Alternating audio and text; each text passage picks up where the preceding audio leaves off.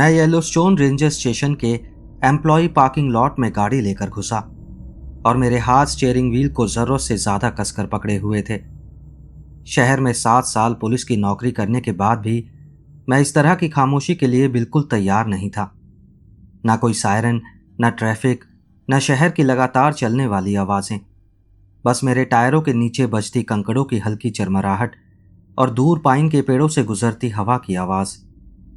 3 महीने पहले तक मैं डेनवर की गलियों में सस्पेक्ट्स का पीछा कर रहा था और छोटे छोटे अपार्टमेंट्स में होने वाले घरेलू झगड़ों को संभाल रहा था। और अब मैं अपना पुलिस बैज छोड़कर एक अलग तरह की यूनिफॉर्म पहनने वाला था। कंक्रीट की सड़कों की जगह जंगल और क्राइम सीन्स की जगह कैंप ग्राउंड्स में घूमने वाला था।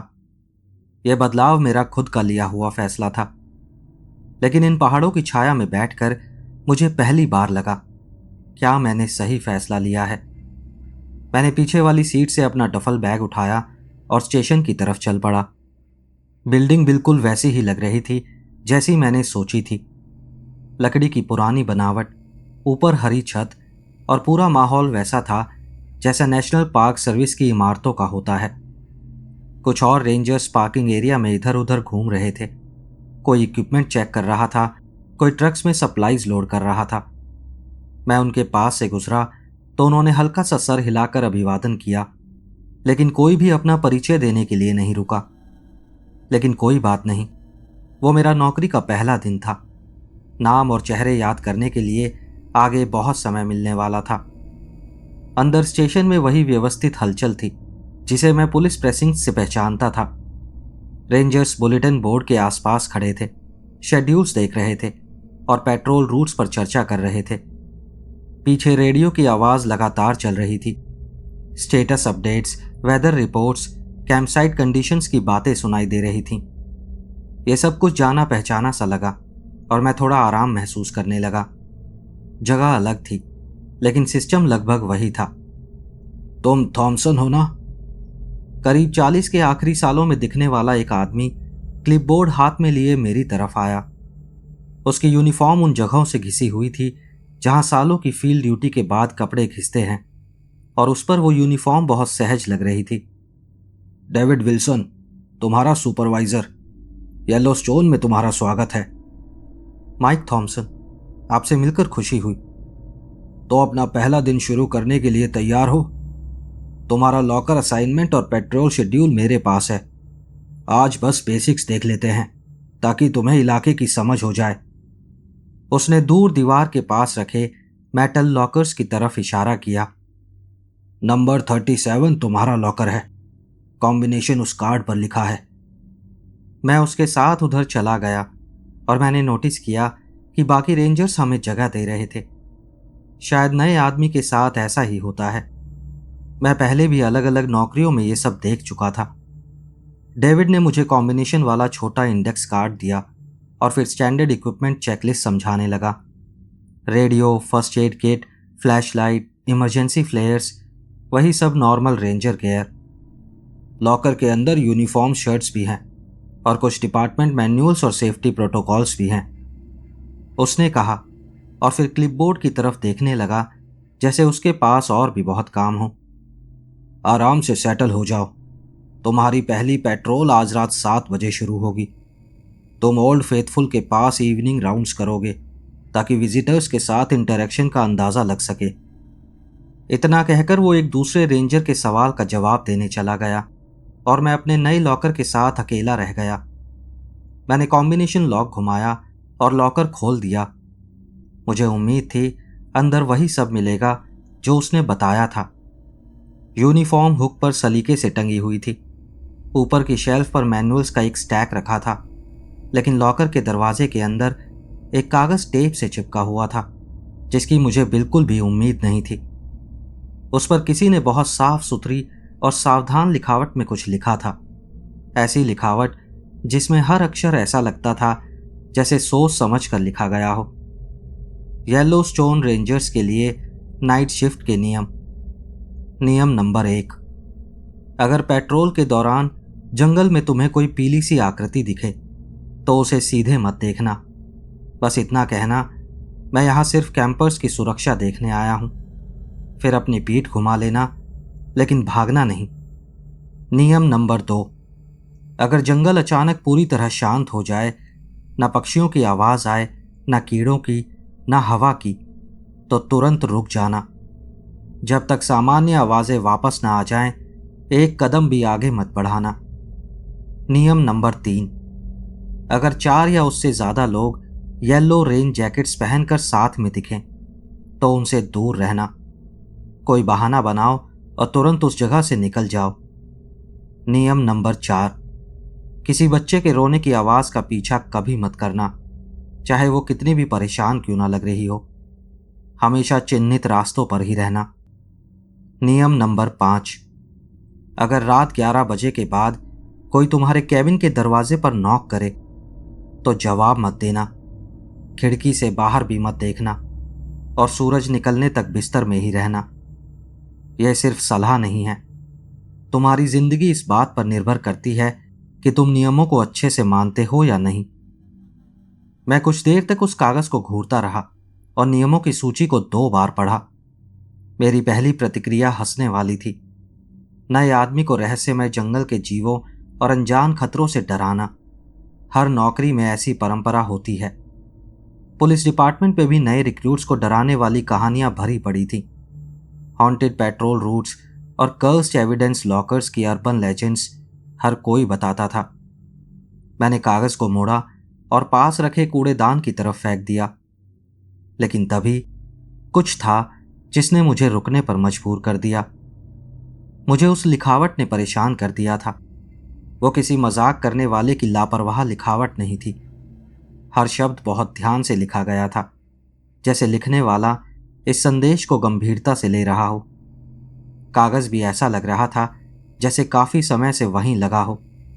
टेप के किनारे थोड़े पीले पड़ चुके थे। मैं वापस गया, कूड़ेदान से वो मुड़ा हुआ कागज उठाया और अपनी जांघ पर रखकर सीधा करने लगा। उसके शब्दों का लहजा कुछ अलग था, सीधा, जल्दबाजी वाला, लगभग बेचैन। आखिर कौन मजाक में ऐसा नियम लिखेगा कि सूरज निकलने तक बिस्तर में ही रहना। मैंने कागज को मोड़ा और जेब में रख लिया।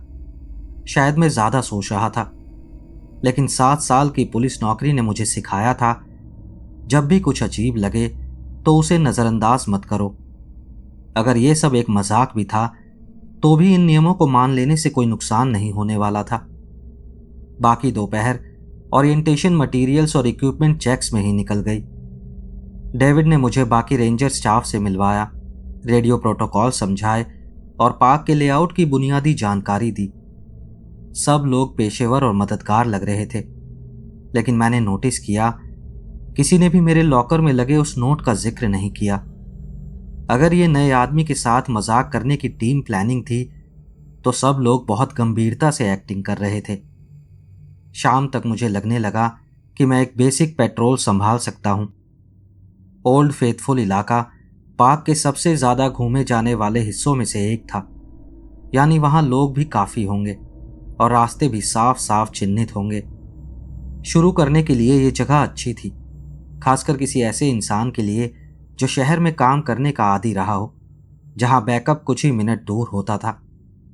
मैंने अपना गियर पार्क के एक ट्रक में रखा और जैसे ही सूरज पहाड़ों के पीछे ढलने लगा, मैं वहां से निकल पड़ा। ढलती रोशनी में गीजर बेसिन बिल्कुल अलग दिख रहा था और बहुत ज्यादा जंगली लग रहा था। विजिटर्स अपने अपने रुकने की जगह की तरफ लौट रहे थे। थोड़ी ही देर में यहां सिर्फ मैं रह जाऊंगा। यह विशाल इलाका और वो सारे रात में सक्रिय होने वाले जानवर जो इस जगह को अपना घर मानते हैं। पहले कुछ घंटे बिल्कुल सामान्य तरीके से गुजरे।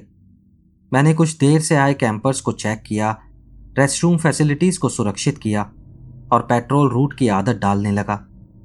रेडियो लगभग शांत ही रहा, बस बाकी रेंजर्स के रूटीन चेक इन्स आते रहे। कुछ भी असामान्य नहीं था। रात करीब 10:30 बजे मैं ट्रेल के एक हिस्से से गुजर रहा था, जो पाइन के पेड़ों के झुरमुट के बीच से मुड़ता हुआ जाता था, और तभी मैंने उसे देखा। पेड़ों के बीच एक आकृति बिल्कुल स्थिर खड़ी थी। वो शायद मेन रास्ते से करीब 50 यार्ड दूर थी। पहली नजर में वो एक इंसान जैसा लगा, और शायद हल्के रंग के कपड़े पहने हुए था। लेकिन जैसे जैसे मेरी आंखें अंधेरे में ढलने लगीं, उसकी बनावट कुछ अजीब लगने लगी। वो निश्चित रूप से बहुत ज्यादा लंबा था। उसके हाथ पैर ऐसे लग रहे थे जैसे किसी सामान्य इंसान के शरीर को ऊपर की तरफ खींच दिया गया हो। मेरी ट्रेनिंग अपने आप काम करने लगी। स्थिति का आकलन करो, पता लगाओ कि ये कोई रास्ता भटका हाइकर है या कुछ और है। मैं थोड़ा आगे बढ़ा, आंखें सिकोड़कर अच्छे से देखने की कोशिश की। तभी वो आकृति मेरी तरफ मुड़ने लगी। उसी पल मेरे लॉकर में लगे वो नियम अचानक मेरे दिमाग में लौट आए। अगर पेट्रोल के दौरान जंगल में कोई पीली सी आकृति दिखे तो उसे सीधे मत देखना। मैंने तुरंत अपना सर दूसरी तरफ घुमा लिया और पेड़ों के बीच खड़ी उस चीज की तरफ देखने की बजाय मैंने अपनी नजर पैरों के पास जमीन पर टिकाई। लेकिन मैंने खुद को बाकी निर्देश भी याद दिलाए। मैं यहां सिर्फ कैंपर्स की सुरक्षा सुनिश्चित करने आया हूं। मैंने इतनी ऊंची आवाज में कहा कि वो दूर तक पहुंच सके। मेरी आवाज जितनी स्थिर लग रही थी, मैं अंदर से उतना स्थिर बिल्कुल नहीं था। पीठ घुमा लो, लेकिन भागना नहीं। मेरी हर इंस्टिंक्ट इस बात के खिलाफ चीख रही थी कि किसी संभावित खतरे से पीठ घुमा ली जाए। पुलिस ट्रेनिंग ने हमेशा सिखाया था कि सामने वाले पर नजर बनाए रखो, किसी अनजान स्थिति में कभी भी अपनी पीठ मत दिखाओ। लेकिन उस सावधानी से लिखी गई लिखावट की याद ने मुझे वहीं रोक दिया। किसी ने वो नियम पूरे विश्वास के साथ लिखे थे और सामने खड़ी उस आकृति में कुछ ऐसा था जिससे मेरी त्वचा में सिरहन दौड़ रही थी। ऐसा डर जो किसी तर्क से जुड़ा हुआ नहीं था। मैं धीरे धीरे मुड़ा और अपने आप को शांत रखने की कोशिश करने लगा। मेरे पीछे रात अचानक बहुत भारी सी महसूस होने लगी। ना कोई कदमों की आवाज थी, न टहनियों की सरसराहट थी, ना ही और किसी हरकत की आवाज थी। बस वो भयानक एहसास था कि कोई चीज मुझे देख रही है, जिसे शायद अस्तित्व में होना ही नहीं चाहिए। मिनट गुजरने लगे। मैं मन ही मन मिनट गिनता रहा और खुद को रोकता रहा कि पीछे मुड़कर ना देखूं या दौड़ना शुरू ना कर दूं। रूल्स में साफ लिखा था कि भागना नहीं है, और इस समय मैं उन्हें बिल्कुल उसी तरह मानने के लिए तैयार था। मेरे पीछे जो भी था, ऐसा लग रहा था कि अगर मैं दौड़ा तो कुछ ऐसा शुरू हो जाएगा जिससे मैं नहीं निपटना चाहता। देखे जाने का एहसास बहुत भारी हो चुका था, जैसे किसी ने मेरी गर्दन के पीछे हाथ रख दिया हो। मैंने अपनी नज़र सामने रास्ते पर टिकाए रखी और अपनी सांसों और रेडियो पर ध्यान केंद्रित किया। सामान्य चीजें, असली चीजें जिनका मतलब समझ आता है। जब आखिरकार मैंने पीछे मुड़कर देखा तो पेड़ों का वो झुरमुट खाली था। मैं कुछ और मिनट वहीं खड़ा रहा, ट्री लाइन के आसपास किसी भी हलचल के संकेत देखने लगा, लेकिन मुझे कुछ भी नहीं दिखा। जो भी मैंने देखा था वो जा चुका था। पीछे बस एक सामान्य जंगल की रात की आवाजें रह गई थी। कीड़ों की भनभनाहट, हवा में चरमराती टहनियां, दूर कहीं उल्लू की आवाज, सब कुछ बिल्कुल सामान्य था। मैंने अपनी पेट्रोल बिना किसी और घटना के खत्म कर ली, लेकिन मेरी जेब में रखा वो मुड़ा हुआ कागज अब बहुत महत्वपूर्ण लग रहा था। जब तक मैं रेंजर स्टेशन वापस पहुंचा, मैं एक ऐसा फैसला कर चुका था जो 6 घंटे पहले असंभव लगता। वो नियम मजाक नहीं थे और मैं उन्हें मानने वाला था। अगली सुबह मैं उन लंबे हाथों की याद के साथ जागा जो मेरे दिमाग में छप गए थे। नींद टुकड़ों में आई थी, लगभग हर घंटे टूट जाती, क्योंकि बार बार वही दृश्य सामने आ जाता। पेड़ों के बीच खड़ी वो चीज पूरी रात मुझे परेशान करती रही। अपने पतले से बिस्तर से उठते ही कपड़े पहनने से पहले मैंने खिड़कियां चेक की। वहां कुछ भी नहीं था, बस सुबह का जंगल था और दूर पहाड़ दिख रहे थे। लेकिन चिंता फिर भी बनी रही। येलोस्टोन में मेरा दूसरा दिन रेंजर स्टेशन की उसी रूटीन ब्रीफिंग के साथ शुरू हुआ। बाकी रेंजर्स अपनी सुबह की तैयारी उसी आत्मविश्वास के साथ कर रहे थे जैसे वो सच में इसी जगह के हों। मुझे उस एहसास से थोड़ी जलन हुई। कॉफी ने थोड़ी मदद की, लेकिन मेरे दिमाग में घूम रहे सवालों को खत्म करने के लिए वो काफी नहीं थी। डेविड विल्सन ड्यूटी बोर्ड के पास खड़ा असाइनमेंट्स अपडेट कर रहा था, जैसे वो हमेशा करता था। सुबह की हलचल के बीच एक शांत पल में, जब ज्यादातर रेंजर्स अपनी शिफ्ट्स के लिए निकल चुके थे, मैं उसके पास चला गया। डेविड, मैं उस रेंजर के बारे में पूछना चाहता था जो मुझसे पहले इस पोजीशन पर था। उसका पेन क्लिपबोर्ड पर चलते चलते रुक गया। उसके कंधे तन गए और उसने मेरी तरफ देखा, ऐसे भाव के साथ जिसे मैं पूरी तरह समझ नहीं पाया। सारा मिचेल, उसने कहा, और फिर अपनी नज़र ड्यूटी रोस्टर पर वापस कर ली। वो करीब 3 हफ्ते पहले नौकरी छोड़ गई थी। कोई खास वजह? उसका व्यक्तिगत फैसला था। उसने क्लिपबोर्ड का पन्ना पलट दिया, जैसे वो बातचीत खत्म करना चाहता हो। उसके परफॉर्मेंस रिव्यूज बहुत अच्छे थे। उसने कभी कोई परेशानी पैदा नहीं की। बस उसने तय किया कि यह नौकरी अब उसके लिए नहीं है। उसके शब्द कुछ ज्यादा ही तैयार से लगे, जैसे वो ये जवाब पहले भी कई बार दे चुका हो। मैंने ये लहजा पुलिस इंटरव्यूज में कई बार सुना था। लोग उतनी ही जानकारी देते हैं जिससे सामने वाले की जिज्ञासा शांत हो जाए, लेकिन असल बात छिपी रहे। क्या उसने पहले से नोटिस दिया था? उसने शुक्रवार दोपहर अपना रेजिग्नेशन दिया और उसी दिन अपनी डेस्क भी खाली कर दी। डेविड का पेन क्लिपबोर्ड पर लगातार टिक टिक कर रहा था। सब कुछ अच्छे से छोड़कर गई, बहुत प्रोफेशनल तरीके से। 3 हफ्ते, इसका मतलब मेरे आने से पहले उसका लॉकर लगभग 1 महीने से खाली पड़ा था। किसी के लिए उसके निजी सामान या संवेदनशील चीजें हटाने का काफी समय था, लेकिन शायद लॉकर के दरवाजे के अंदर लगे उन नियमों को हटाने का समय किसी के पास नहीं था। ओके, मैं समझ गया। मैं इंतजार करता रहा, शायद वो खुद कुछ और बताए, लेकिन डेविड अब पूरी शिद्दत से वेदर रिपोर्ट्स देखने में लग चुका था। मतलब हमारी बातचीत अब खत्म हो चुकी थी। बाकी की सुबह मैंने पार्क मैप्स देखने और रेडियो प्रोटोकॉल्स की आदत डालने में बिताई। वही सामान्य रेंजर का काम, ऐसी तैयारी जो जरूरी होती है, चाहे रात के बाद जंगल में कुछ भी छिपा हो। लेकिन उस पीली आकृति की छवि बार बार मेरी कंसंट्रेशन को तोड़ रही थी, और मैं बार बार सारा मिचेल के अचानक चले जाने के बारे में सोचने लगा। शानदार परफॉर्मेंस रिव्यूज, और फिर भी कोई स्पष्ट कारण नहीं। एक ऐसी इंसान जिसने अपना काम इतनी जिम्मेदारी से किया कि सब कुछ व्यवस्थित छोड़कर गई, लेकिन बिना किसी चेतावनी की नौकरी छोड़ दी। और उसकी टाइमिंग, वो भी मुझे परेशान कर रहा था। 3 हफ्ते पहले का मतलब था कि उसने नौकरी ठीक उसी समय छोड़ी थी जब आमतौर पर समर सीजन खत्म हो रहा होता है और रेंजर्स ऑटम की ड्यूटी और कम होते विजिटर्स के लिए तैयारी कर रहे होते हैं। दोपहर का मेरा असाइनमेंट मुझे लामार वैली ले गया, पार्क का वो हिस्सा जो वाइल्ड लाइफ देखने और कैंपिंग के लिए जाना जाता है। वहां तक की ड्राइव ने मुझे दिन की रोशनी में इस जगह के नज़ारों को देखने का समय दिया।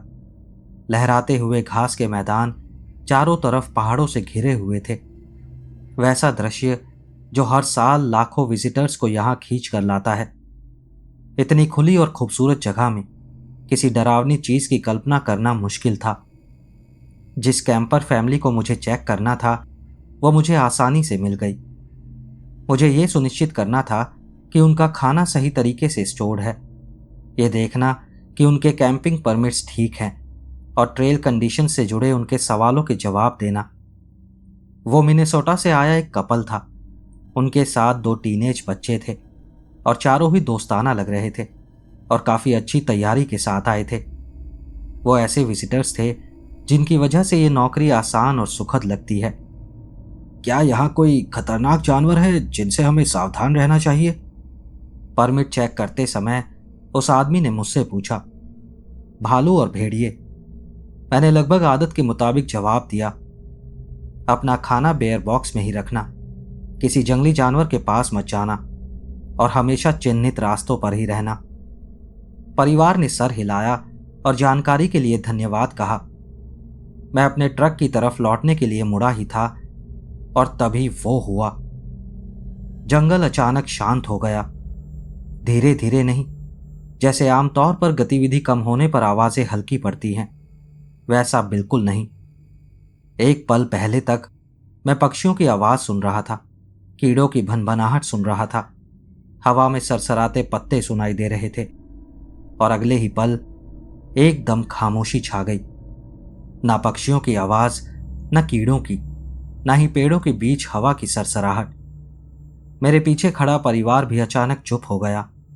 हालांकि मैं समझ नहीं पाया कि उन्होंने बदलाव महसूस किया था या बस उसी अजीब खामोशी में खो गए थे। मेरा दायां पैर हवा में था। दूसरा नियम मेरे दिमाग में बिल्कुल साफ उभर आया। अगर जंगल पूरी तरह शांत हो जाए तो तुरंत रुक जाओ। जब तक सामान्य आवाजें वापस ना आए, एक भी कदम आगे मत बढ़ाना। मैं वहीं जम गया, एक पैर हवा में उठाए हुए, अजीब तरीके से संतुलन बनाए हुए, और एक साथ बेवकूफ और डरा हुआ महसूस करते हुए। मेरे शरीर की हर मांसपेशी चाहती थी कि मैं बस एक कदम पूरा कर दूं, सामान्य तरीके से चलूं और दिखाऊं कि कुछ भी असामान्य नहीं है। लेकिन वो खामोशी मेरे कानों पर ऐसे दबाव डाल रही थी जैसे कोई असली वजन हो, और मेरे अंदर कहीं गहराई में सर्वाइवल इंस्टिंक्ट्स मुझे चेतावनी दे रहे थे, जिनका कारण मैं समझ नहीं पा रहा था। मेरे पीछे टीनेजर बच्चों में से एक ने अपने पेरेंट्स से कुछ कहा, लेकिन उनकी आवाज भी दबती हुई और अजीब लग रही थी, जैसे वो मोटे कांच के पीछे से बोल रहे हों। मिनट धीरे धीरे बीतने लगे। हवा में उठा हुआ पैर पहले दर्द करने लगा, फिर जलने जैसा महसूस होने लगा, लेकिन मैं उसी स्थिति में खड़ा रहा। वो खामोशी शांत नहीं थी, वो किसी संभावना से भरी हुई लग रही थी, जैसे बिजली गिरने से ठीक पहले का पल हो। मेरी पुलिस ट्रेनिंग ने मुझे सिखाया था, जब कुछ गलत लगे तो अपनी इंस्टिंक्ट्स पर भरोसा करो, और स्थिति की हर चीज उन सभी चेतावनी घंटियों को बजा रही थी जो मैंने 7 साल की अर्बन पेट्रोल में विकसित की थी। पसीने की एक बूंद मेरी रीढ़ के नीचे लुढ़क गई। अब परिवार सच में आपस में बात कर रहा था। उनकी आवाजों में वही खास लहजा था जब लोग तय कर रहे होते हैं कि उन्हें किसी चीज को लेकर चिंतित होना चाहिए या नहीं। मैं उन्हें आश्वस्त करना चाहता था, बताना चाहता था कि मैं बस सावधानी बरत रहा हूं, लेकिन नियम साफ थे, बिल्कुल भी हिलना नहीं है। 6 मिनट, 7 मिनट, 8 मिनट, संतुलन बनाए रखने की कोशिश में मेरे पैर कांपने लगे और मुझे डर होने लगा कि कहीं मैं गिर ना जाऊं। लेकिन वो भारी और दबाव डालने वाली खामोशी बनी रही, जिससे सामान्य दुनिया बहुत दूर सी लगने लगी। फिर बहुत हल्की और दूर से मैंने एक पक्षी की चहचहाहट सुनी। वो आवाज किसी बांध में आई दरार जैसी थी। कुछ ही सेकंड में जंगल की सामान्य आवाजों का पूरा संगीत वापस लौट आया। कीड़ों की भनभनाहट, पत्तों की सरसराहट, घाटी के पार एक दूसरे को पुकारते पक्षी। हवा से वो दबाव जैसे हट गया और अचानक मैं फिर से ठीक से सांस ले पा रहा था। मैंने अपना पैर धीरे से जमीन पर रखा, कोशिश करते हुए कि यह हरकत सामान्य लगे। मेरा पैर लगभग जवाब दे गया, लेकिन मैं किसी तरह खड़ा रहा। मेरे पीछे परिवार इस बात पर चर्चा कर रहा था कि क्या मैंने कोई भालू या एल्क देखा था। शायद उन्होंने उस अजीब खामोशी को बिल्कुल भी नोटिस नहीं किया था। सब ठीक है ना रेंजर? उस आदमी ने आवाज लगाई। मैं बस जंगल की आवाजें सुन रहा था, मैंने कहा, और मुझे खुद हैरानी हुई कि मेरी आवाज कितनी सामान्य लग रही थी। मैं कांपते पैरों के साथ अपने ट्रक की तरफ चला, परिवार को सर हिलाकर अलविदा कहा, जबकि मेरा दिमाग अभी हुई घटना को समझने की कोशिश कर रहा था। एक व्यस्त इकोसिस्टम के बीच पूरे 10 मिनट की पूर्ण खामोशी, ना कोई भालू, ना कोई शिकारी, और कोई स्पष्ट कारण भी नहीं कि उस इलाके की हर जीवित चीज अचानक आवाज करना क्यों बंद कर दे। लेकिन इसका कोई कारण था।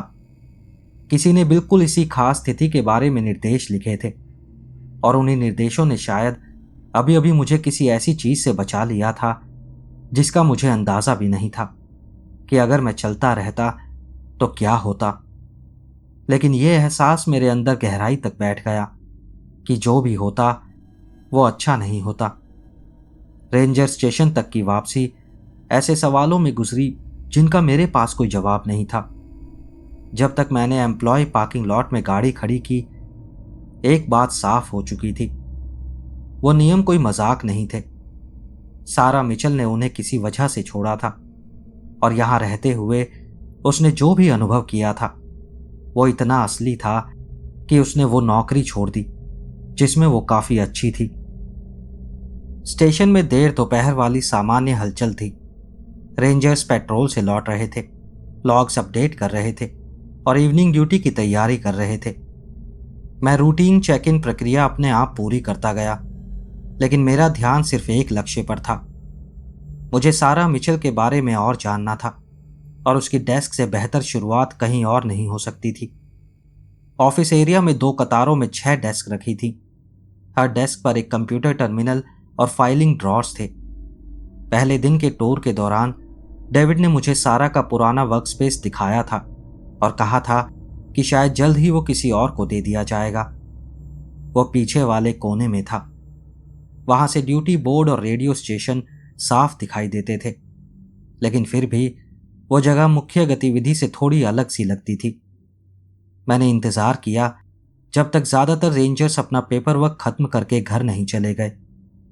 करीब 5:30 बजे डेविड भी चला गया, और जाते समय उसने मुझे याद दिलाया कि रिपोर्ट्स खत्म होने के बाद स्टेशन लॉक कर देना। 6 बजे तक मैं स्टेशन में अकेला था, और सामने सारा की छोड़ी हुई डेस्क थी। डेस्क की सतह बिल्कुल साफ थी, ना कोई निजी सामान, ना बिखरे कागज, कुछ भी ऐसा नहीं जिसे लगे कि कभी यहां कोई रोज काम करता था। लेकिन ड्रॉर्स एक अलग कहानी बता रहे थे।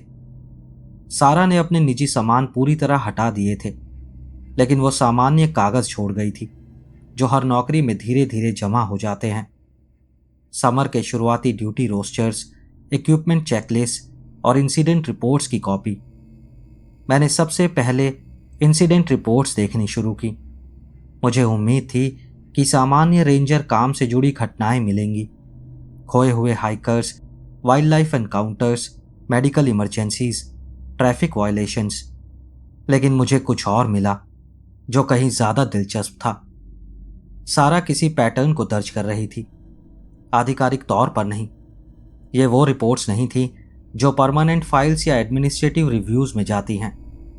वो व्यक्तिगत नोट्स थे, और उन्हें उसी सावधानी भरी लिखावट में लिखा गया था जो मैंने अपने लॉकर के नियमों पर देखी थी। 15 जून, फिशिंग ब्रिज के पास पेट्रोल के दौरान मौसम से जुड़ी अजीब स्थिति। लगभग 8 मिनट तक पूरी खामोशी। घटना के दौरान किसी भी जानवर की गतिविधि दिखाई नहीं दी। 23 जून, कैंपर्स ने आधी रात के बाद थर्मल फीचर्स के पास एक अजीब व्यक्ति को देखने की रिपोर्ट दी। बाद की जांच में उस व्यक्ति का कोई पता नहीं चला। 2 जुलाई, इवनिंग पेट्रोल के दौरान रेडियो में इंटरफेरेंस। आवाजें खुद को दूसरे रेंजर्स बताकर सहायता मांग रही थी, लेकिन ड्यूटी रोस्टर के अनुसार उस समय सभी रेंजर्स अलग अलग स्थानों पर मौजूद थे। 18 जुलाई, लामार वैली में जानवरों के व्यवहार में असामान्य बदलाव। एल्क का झुंड अचानक बिना किसी कारण के भाग गया। 12 मिनट तक पक्षियों की गतिविधि पूरी तरह बंद रही। ये रिपोर्ट्स अगस्त तक जारी रही और धीरे धीरे ज्यादा बार और ज्यादा विस्तार के साथ लिखी जाने लगी। सारा किसी चीज का पीछा कर रही थी, किसी पैटर्न का। कई घटनाएं जिनमें अजीब खामोशी, अजनबी लोग, झूठी रेडियो कॉल्स और डरे हुए जानवर शामिल थे। उसने हर चीज नोट की थी, तारीख, समय, स्थान, मौसम की स्थिति, जैसे वो किसी ऐसी चीज के सबूत इकट्ठा कर रही हो जिसे वो आधिकारिक तौर पर रिपोर्ट नहीं कर सकती थी। आखिरी एंट्री 29 अगस्त की थी, उसके रेजिग्नेशन से 3 दिन पहले की। पार्टनर अभी भी लापता है। 72 घंटे बाद आधिकारिक खोज बंद कर दी गई है। मुझे पता है उसके साथ क्या हुआ, लेकिन मैं इसे साबित नहीं कर सकती, और वैसे भी कोई मुझ पर विश्वास नहीं करेगा। ये नियम काम करते हैं, इन्हें बिल्कुल उसी तरह मानो जैसे लिखे हैं। किसी भी ऐसी चीज पर भरोसा मत करो जो गलत लगे, चाहे वो जानी पहचानी ही क्यों ना दिखे। मैंने वो आखिरी एंट्री 3 बार पढ़ी, और धीरे धीरे जैसे एक पहेली के टुकड़े अपनी जगह बैठने लगे।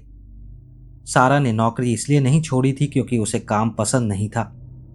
उसने नौकरी इसलिए छोड़ी थी क्योंकि कोई ऐसा व्यक्ति जिसकी उसे परवाह थी गायब हो गया था, और उसे उस घटना के बारे में कुछ ऐसा पता था जिसे वो आधिकारिक तरीके से साझा नहीं कर सकती थी। वो नियम सिर्फ सुरक्षा के लिए नहीं थे, वो सीधे अनुभव से निकली हुई चेतावनी थे। सारा समझ चुकी थी कि इस पार्क में जो भी कुछ हो रहा था उससे कैसे बचा जाए, और उसने अपने बाद आने वाले के लिए कुछ निर्देश छोड़ दिए थे। मैंने इंसिडेंट रिपोर्ट्स इकट्ठा किए और उन्हें अपनी जैकेट में रख लिया। डेविड शायद कभी पूछेगा कि ये रिपोर्ट्स कहाँ गईं, लेकिन साफ था सारा चाहती थी कि इन्हें सही इंसान ढूंढे, ऐसा कोई जो इन्हें पागलपन कहकर नजरअंदाज ना करे। उस शाम अपने कैबिन में अकेले मैंने सारा की रिपोर्ट्स छोटी सी मेज पर फैला दी और उन्हें फिर से पढ़ना शुरू किया। अगर आप सही चीज ढूंढना चाहते हो तो पैटर्न साफ दिखाई देता था। घटनाएं खास इलाकों में और खास समय पर होती थी, जब जंगल के सामान्य नियम जैसे काम करना बंद कर देते थे। ऐसी चीजें जो इंसानों की आवाज और शक्ल दोनों की नकल कर सकती थी। मैंने जेब से वो मुड़े हुए नियम निकाले और रिपोर्ट्स के पास सीधा करके रख दिए। हर एक नियम सारा की किसी डॉक्यूमेंटेड घटना से जुड़ा हुआ था। वो पीली आकृति, अस्वाभाविक खामोशी, झूठी मदद की पुकार, ऐसी चीजें जो इंसान जैसी दिखती थी लेकिन इंसान नहीं थी। उसने ये सबक बहुत कठिन तरीके से सीखे थे और इस प्रक्रिया में किसी महत्वपूर्ण व्यक्ति को खो दिया था, और अब वो भी जा चुकी थी। लेकिन वो सब कुछ छोड़ गई थी जिससे मैं वही गलतियां करने से बच सकता था। मैंने नियमों को फिर से मोड़ा और जेब में रख लिया, लेकिन इस बार उनका एहसास अलग था। अब वो किसी मजाक या जिज्ञासा जैसे नहीं लग रहे थे, बल्कि किसी जीवन रेखा जैसे लग रहे थे। सारा मिचेल ने येलोस्टोन में अपने आखिरी हफ्ते इसी कोशिश में बिताए थे कि जो भी उसकी जगह आए वो सुरक्षित रह सके। उसने ऐसे खतरों को दर्ज किया जिन्हें आधिकारिक तौर पर स्वीकार नहीं किया जा सकता था, और ऐसे नियम बनाए जो शायद किसी और रेंजर की जान बचा सके।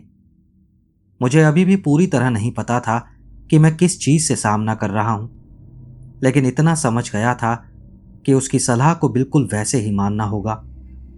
कल रात मैं फिर से पेट्रोल पर जाऊंगा, और अगर मेरे रास्ते में कुछ भी अजीब आया तो इस बार मैं तैयार रहूंगा। पिछले 2 दिन मैंने सारा की इंसिडेंट रिपोर्ट्स बार बार पढ़ते हुए बिताए। तारीखें और जगह याद करता रहा जब तक कि पूरा पैटर्न मेरे दिमाग में छप नहीं गया। उसने जो कुछ दर्ज किया था वो मेरे ऊपर एक भारी कोट की तरह बैठ गया था, जिसे अब मैं उतार नहीं सकता था, क्योंकि अब मुझे पता था कि असल में मैं किससे जूझ रहा हूं। ये जानकर कि मेरे पास उसके नियम हैं, नींद थोड़ी आसान हो गई, लेकिन मेरे सपनों में लंबे लंबे साए आते और ऐसे लापता साथी आते जिनके चेहरे मैंने कभी देखे ही नहीं थे। 2 दिन की सामान्य पेट्रोल ने मुझे झूठी सुरक्षा का एहसास दे दिया था। मैं उम्मीद करने लगा था कि शायद ये अजीब घटनाएं लहरों की तरह आती हों और कभी कभी होती हों, लेकिन वो उम्मीद एक सुबह में पूरी तरह खत्म हो गई।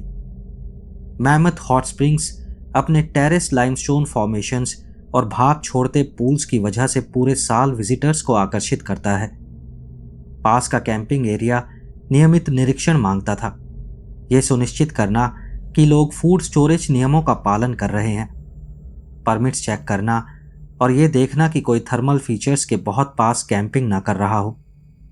नॉर्मल काम था जिससे मैं अपने काम पर ध्यान दे सकता था।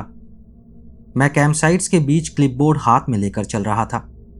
तभी कैंपिंग एरिया के उत्तरी किनारे के पास मैंने उन्हें देखा। 4 लोग एक जैसे चमकीले पीले रेन जैकेट्स पहने हुए पिकनिक टेबल के पास एक समूह में खड़े थे। सुबह साफ और गर्म थी, आसमान में एक भी बादल नहीं था, इसलिए उनका रेन जैकेट्स पहनना शुरुआत से ही अजीब लग रहा था। लेकिन सिर्फ जैकेट्स ही वजह नहीं थी जिनसे मेरा पेट सिकुड़ गया। असल वजह थी उनका चलने का तरीका। मैं एक बड़े पाइन के पेड़ के पास रुक गया। क्लिपबोर्ड पर कुछ चेक करने का नाटक करने लगा, लेकिन अपनी पेरिफेरल विजन से उन्हें देखता रहा। वो अपनी जगह ऐसे बदल रहे थे जैसे अदृश्य धागों से जुड़े हों।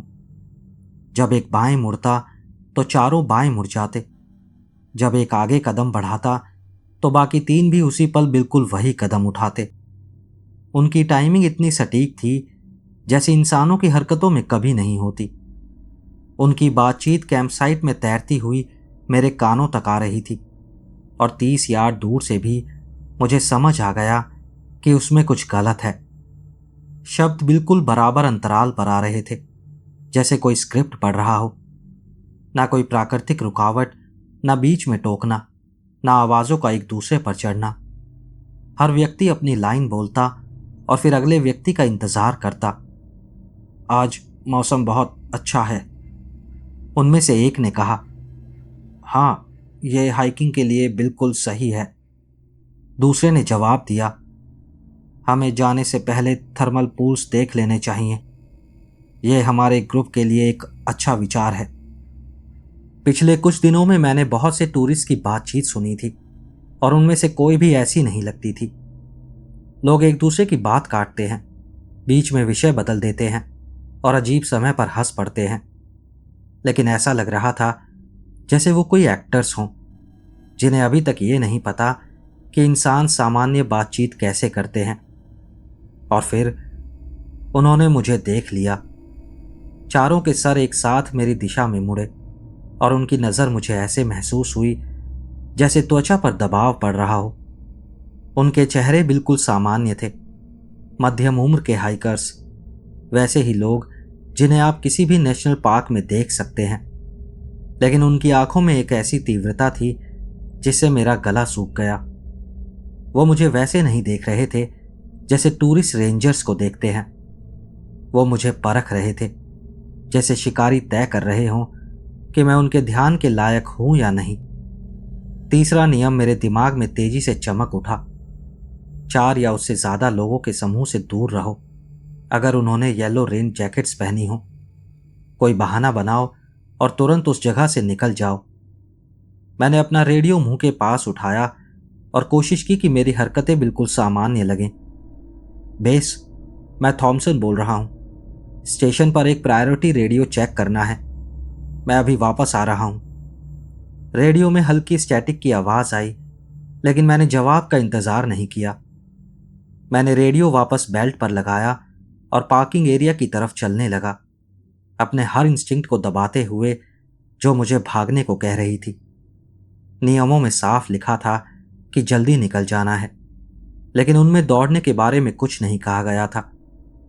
पीली आकृति के साथ जो मैंने देखा था, उसके बाद मुझे शक था कि अचानक की गई हरकत कुछ ऐसा शुरू कर सकती है जिसका मैं सामना नहीं करना चाहता। देखे जाने का एहसास मेरे साथ साथ ट्रक तक आया। मुझे महसूस हो रहा था कि उनकी आंखें मेरी हर हरकत का पीछा कर रही हैं, लेकिन मैंने पीछे मुड़कर देखने की हिम्मत नहीं की। जो भी वो चीजें थीं, उन्होंने शायद तय कर लिया था कि मेरा पीछा करना उनके लायक नहीं है। ये बात मुझे सुकून देनी चाहिए थी, लेकिन इससे मेरे दिमाग में और सवाल उठने लगे। अगर मैं उनके पास चला जाता तो मेरे साथ क्या होता? मैं मैमथ हॉट स्प्रिंग से गाड़ी लेकर निकल गया। स्टीयरिंग व्हील को जरूरत से ज्यादा कसकर पकड़े हुए था और समझने की कोशिश कर रहा था कि मैंने अभी क्या देखा। 4 ऐसी चीजें जो इंसान जैसी दिखती थी, लेकिन ऐसे चलती थी जैसे उनके पास एक ही दिमाग हो।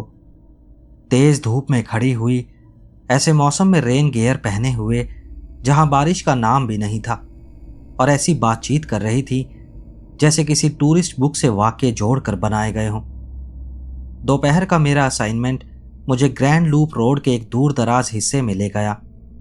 सड़क का यह हिस्सा घने जंगल से गुजरता था और यहाँ ट्रैफिक बहुत कम होता था, इसलिए बैक कंट्री कंडीशंस चेक करने और ये सुनिश्चित करने के लिए सही जगह थी कि किसी ने सड़क के किनारे कचरा या इलीगल कैंपसाइट तो नहीं छोड़ा।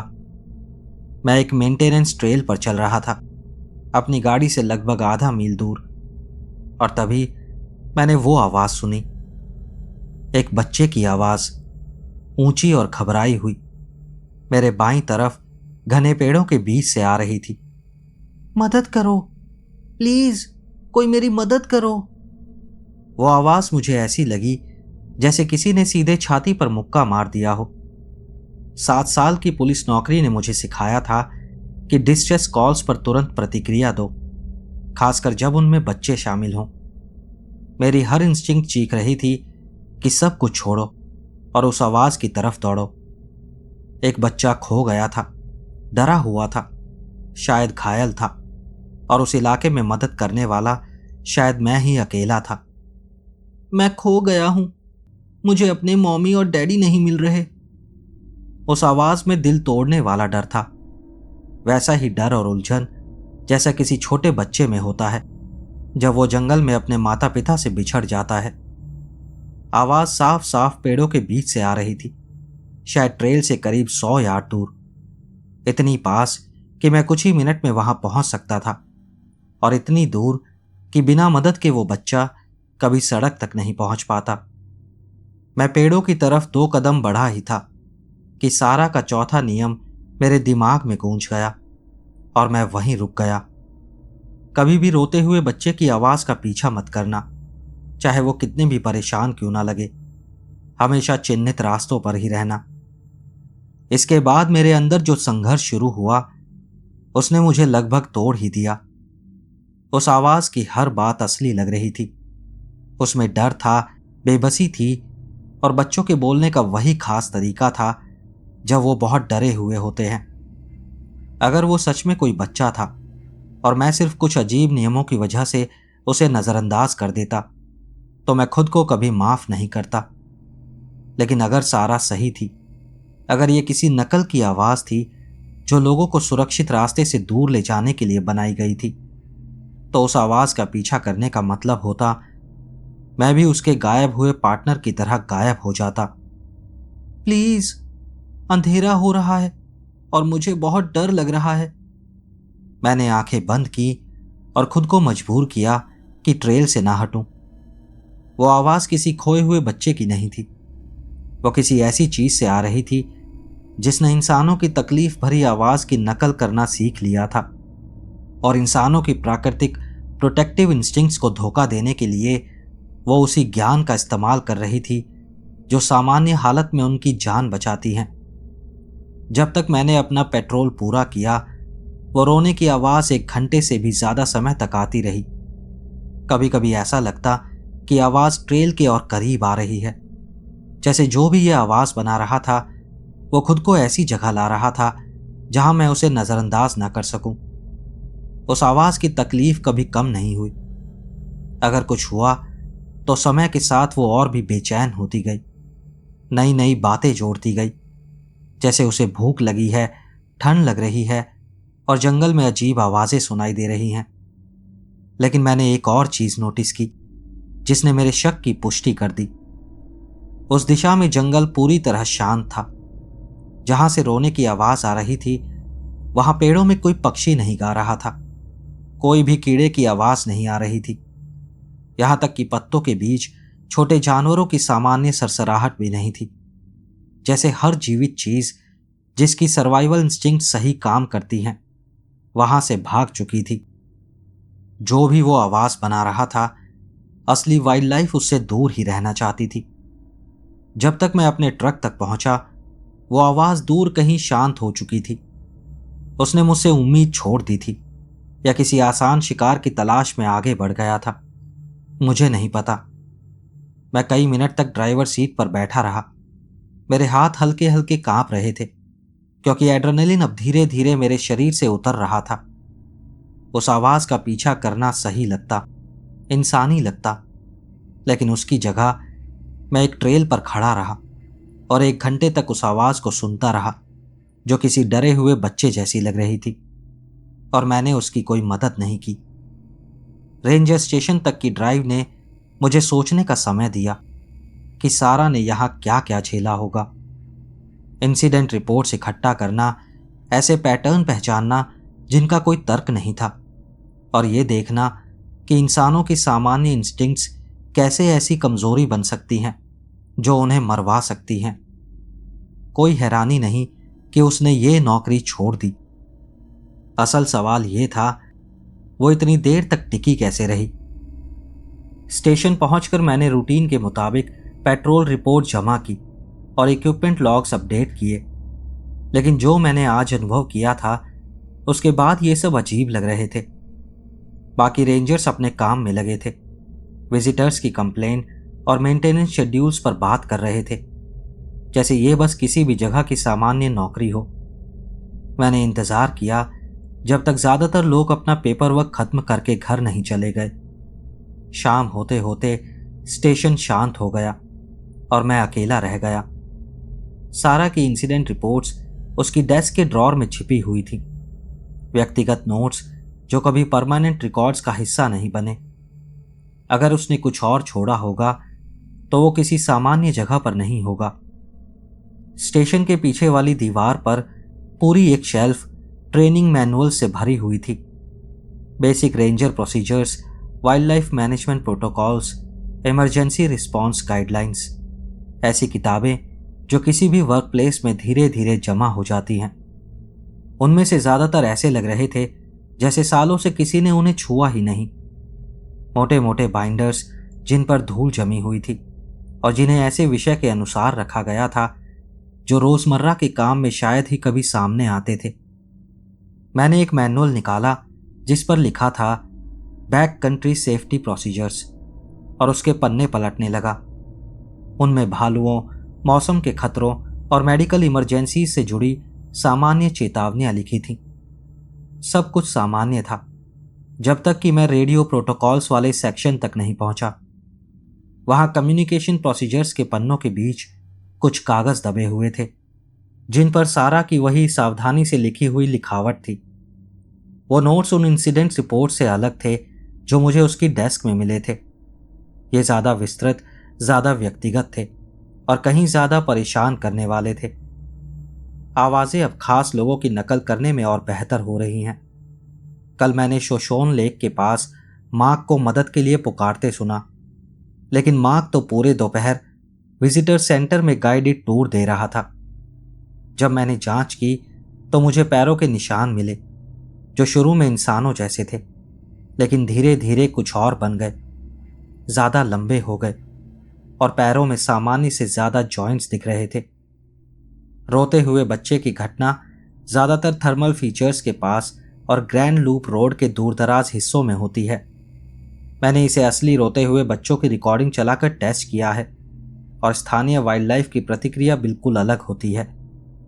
जब असली बच्चे रोते हैं तो पक्षी बेचैन हो जाते हैं और जानवर उस आवाज की तरफ जांच करने के लिए बढ़ते हैं, लेकिन जब नकली रोना शुरू होता है तो पूरा जंगल शांत हो जाता है और हर जीव उस इलाके को छोड़ देता है। मुझे अब समझ आ गया है कि डेविड के साथ क्या हुआ था। 3 हफ्ते पहले उसने आर्टिस्ट पॉइंट के पास जंगल में एक खोई हुई लड़की समझकर उसका पीछा किया। सर्च टीम को एक गेम ट्रेल पर उसका रेडियो और बैज बिखरे हुए मिले, लेकिन उसका कोई और निशान नहीं मिला। जो उन्हें नहीं मिला और जो मैंने रिपोर्ट नहीं किया वो थी एक चीज जिसने उसका चेहरा और उसकी यूनिफॉर्म पहन रखी थी और जो मुझे अपने पास बुलाने की कोशिश कर रही थी। उसे उसका नाम पता था, उसकी ड्यूटी भी पता थी, हमारे रिश्तों से जुड़ी ऐसी बातें भी जो किसी और को नहीं पता हो सकती थी, लेकिन वो उसकी आवाज पूरी तरह सही नहीं बना पा रही थी। कुछ सिलेबल्स पर जरूरत से ज्यादा जोर था, जैसे कोई चीज इंग्लिश में दूसरी भाषा की तरह बोलने की कोशिश कर रही हो। उन कागजों में कुछ स्केचेस भी थे जिन्हें देखकर मेरे रोंगटे खड़े हो गए। पैरों के निशानों की श्रृंखला जिसमें इंसानी फुटप्रिंट्स धीरे धीरे लंबे होते जा रहे थे और उनमें अतिरिक्त जॉइंट्स बन रहे थे। थर्मल इलाकों के डायग्राम्स जहां रोते बच्चे की घटना सबसे ज्यादा होती थी। वो मैप्स जिनमें पिछले 5 सालों में रेंजर्स और विजिटर्स के गायब होने की जगह चिन्हित थी और साथ में उन जगहों पर मिली झूठी डिस्ट्रेस कॉल्स के नोट्स थे।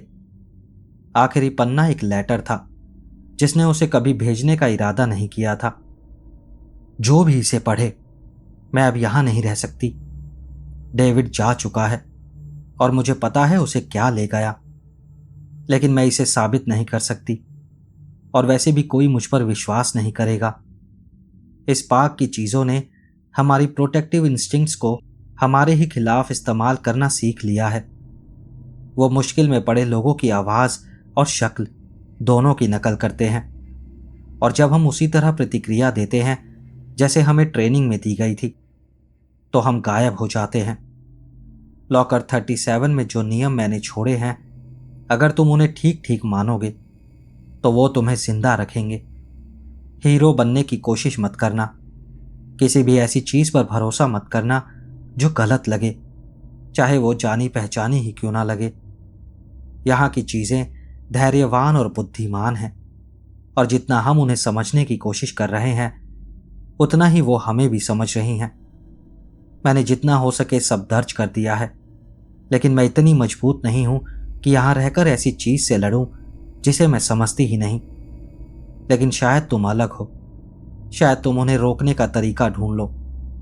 लेकिन अगर तुम नहीं कर पाए तो कम से कम तुम इतने समय तक जिंदा रहोगे कि अपने बाद आने वाले को चेतावनी दे सको। सारा मिचेल। मैंने उसके नोट्स 2 बार पढ़े और धीरे धीरे एक बड़ी तस्वीर के टुकड़े अपनी जगह बैठने लगे। येलो जैकेट्स पहने हाइकर्स जो बिल्कुल एक साथ चलते थे, बच्चे की वो आवाज़ जिससे जानवर जांच करने की बजाय भाग जाते थे, वो पीली आकृति लंबे हाथ पैरों वाली जिसने मुझे देखा था, लेकिन जब मैंने नियम माने तो वो मेरे पास नहीं आई। सारा ने महीनों बिताए थे एक ऐसी बुद्धिमत्ता को दर्ज करते हुए जो इंसानी व्यवहार का अध्ययन करती थी और उसी ज्ञान से शिकार करती थी। कुछ ऐसा जो आवाज़, शक्ल और व्यवहार की इतनी अच्छी नकल कर सकता था कि समझदार लोग भी धोखा खा जाएं। उसका पार्टनर डेविड एक ऐसी चीज़ के पीछे चला गया था जिसने बच्चे का रूप लिया था, और बाद में वही चीज़ उसके सामने आई, डेविड का चेहरा और यूनिफॉर्म पहनकर। मैंने सारा के छिपे हुए नोट्स इकट्ठा किए और उन्हें इंसिडेंट रिपोर्ट्स के साथ अपनी जैकेट में रख लिया। येलोस्टोन में जो भी हो रहा था वो साधारण सुपरनैचुरल घटनाओं से कहीं बड़ा और कहीं ज्यादा व्यवस्थित था। ये चीजें सीख रही थीं, खुद को ढाल रही थीं और अपने शिकार के तरीकों को और भी उन्नत बना रही थीं। लेकिन सारा ने यह भी समझ लिया था कि उनसे कैसे बचा जाए। ये नियम इसलिए काम करते थे क्योंकि वो इंसानी स्वभाव के खिलाफ थे, क्योंकि उन्हें मानने के लिए तुम्हें उन इंस्टिंक्ट्स को नज़रअंदाज करना पड़ता था जिन्होंने हजारों सालों से इंसानों को जिंदा रखा है। उन्हें मानना गलत लगता था, लेकिन उन्हीं की वजह से मैं उन घटनाओं से बच गया जिनमें दूसरे लोग मारे गए थे। जब मैंने स्टेशन बंद किया और अपने कैबिन की तरफ चला, तब मुझे समझ आया सारा सिर्फ चेतावनी छोड़कर नहीं गई थी, वो एक जिम्मेदारी भी छोड़ गई थी। किसी को इन घटनाओं को दर्ज करते रहना था, नियमों को अपडेट करना था और उन लोगों की रक्षा करनी थी जो येलोस्टोन आते हैं, ये सोचकर कि यहाँ बस सामान्य जंगल के खतरे हैं। लेकिन सवाल ये था, क्या मैं उतना मजबूत हूं कि यहाँ टिक सकूं, जबकि वो नहीं टिक सकी? क्या मैं उसके काम को आगे बढ़ा पाऊंगा या फिर बस उसकी तरह पाक छोड़कर चला जाऊंगा? ये तो बस समय ही बताएगा। लेकिन आज रात मैं 2 और ऐसी चीजों से बचकर निकल आया था जिन्हें अस्तित्व में होना ही नहीं चाहिए था। यह किसी प्रगति जैसा लगा, भले ही मुझे नहीं पता था कि यह मुझे कहाँ ले जा रहा है। उस रात मैं अपने संकरे कैबिन बंक पर लेट गया और सारा का लेटर और नोट्स मेरे पास छोटी मेज पर फैले हुए थे।